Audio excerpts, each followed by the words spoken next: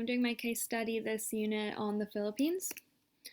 Philippines is considered an island country located in Southeast Asia in the Western Pacific Ocean. It has 7,641 islands. The overall climate is defined as tropical. There are 4 climate types in this country, and they are tropical rainforest, tropical savanna, tropical monsoon, or humid subtropical.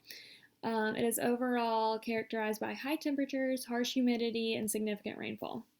The warmest months and the driest months are from March to October, and the coldest and wet months are from November to February.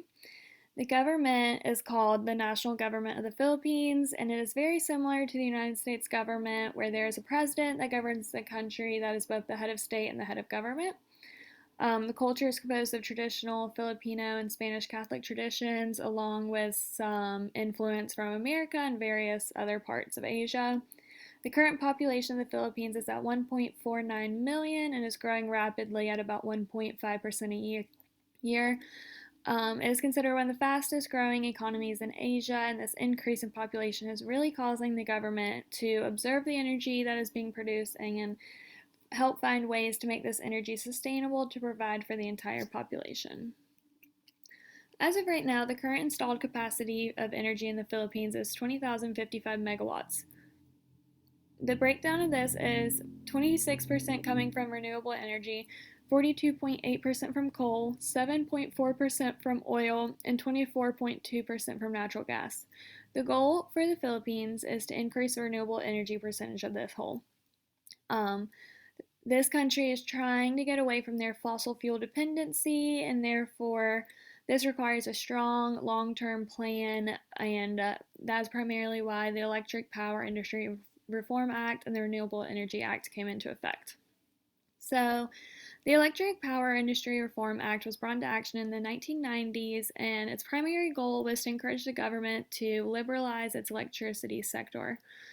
The Renewable Energy Act of 2008 attempted to mitigate the Electric Power Reform Act through the promotion of renewable energy. The primary goal for this renewable energy sector consisted of increasing renewable energy, becoming the number 1 geothermal energy producer in the world, becoming the number 1 wind energy producer in Southeast Asia, and expanding the contribution of hydropower, biomass, solar, and ocean energy.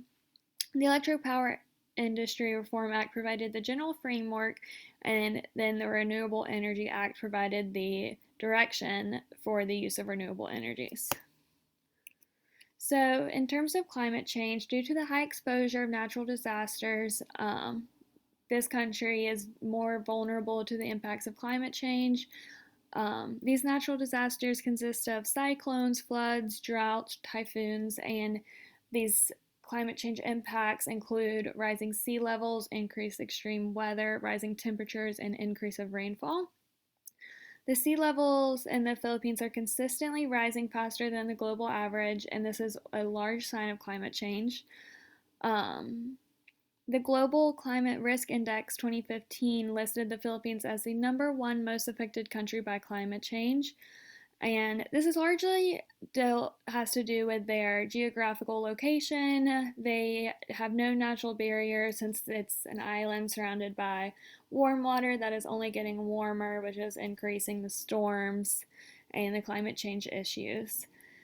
And they have legislation put in place, or they're trying to, for emergency action plans. So, the legislation put in place for the carbon emissions and increasing the renewable energy has to deal with the Electric Power Industry Reform Act and the Renewable Energy Act, which I already touched on prior to this slide. And then in terms of climate change, Congress passed the Climate Change Act to develop policies and coordinate government programs on climate change, and the National Climate Change Action Plan currently serves as the primary map for all climate change programs in this country.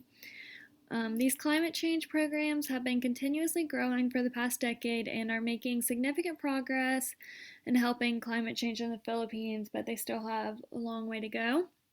And in regards to these storms and natural disasters that are increasing the effects of climate change, the country is putting together more emergency action plans and which are all regarding citizen safety and supporting the country during these hard times. And the country is also making more of an effort to raise awareness in other countries that could possibly lend help to the Philippines in these hard times, because education and awareness is key in situations like this. And here's my citation page. Thank you.